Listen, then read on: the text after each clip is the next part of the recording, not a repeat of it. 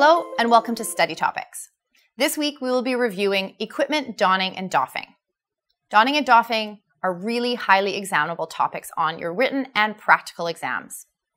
The PCE exam blueprint directly refers to infection control as one of its entry-level milestones. It's a must-know. But what do you need to know? Let's look at that now. First and foremost, you need to know how infection transmission can occur. It can occur in the following ways. 1. Direct contact. So that's touching an infected person. 2. Indirect contact. So touching a contaminated object or surface. 3. Droplet. So being coughed or sneezed upon. Airborne. So breathing in a microorganism that can remain in the air for extended periods of time. Fecal oral transmission. So ingesting contaminated food or water. And finally, vector-borne transmission. So being bitten by an insect or an animal that is infected with something.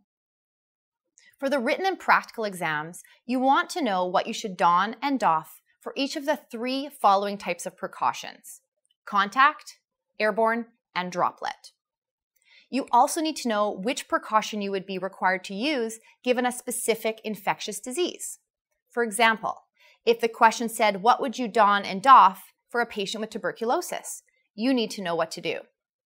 In other words, the question may state the exact type of contact precaution they want you to follow, contact, droplet, or airborne, or the question may state an infectious disease and you must know which of the types of isolation precautions you must follow. Let's give you an example of each type of station. If the station or questions advise you that you need to don and doff equipment for contact precautions, what would you do?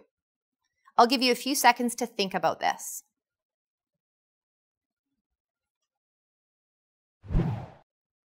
With contact precautions, you are required to wear gloves and a gown.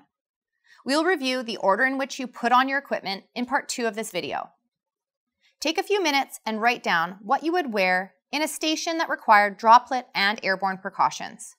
Post your answers in the comment section of the video. As a reminder, the other way a multiple choice question or practical station question could be asked is by only giving you the name of an infectious disease. So let's test your knowledge.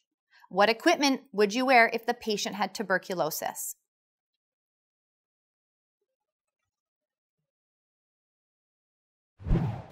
You should know that tuberculosis requires airborne precautions.